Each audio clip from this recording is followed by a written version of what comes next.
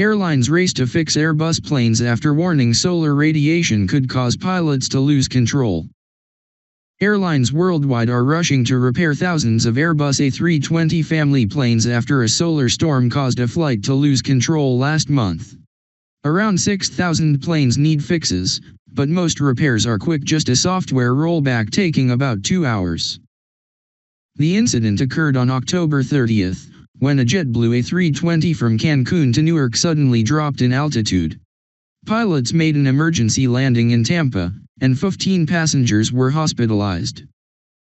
Airbus said intense solar radiation can corrupt flight control data in planes with fly-by-wire systems, affecting A319, A320, and A321 models. Older planes, about 900 aircraft, require manual hardware upgrades, making repairs more complex. Airlines must complete the fixes before flying passengers again, with safety as the top priority, according to EU airworthiness directives. Despite Thanksgiving travel, disruptions so far have been minimal.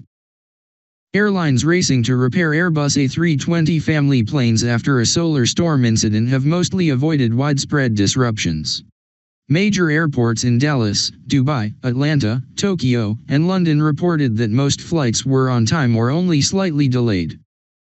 American Airlines updated nearly all 209 affected aircraft, expecting all repairs completed by Sunday.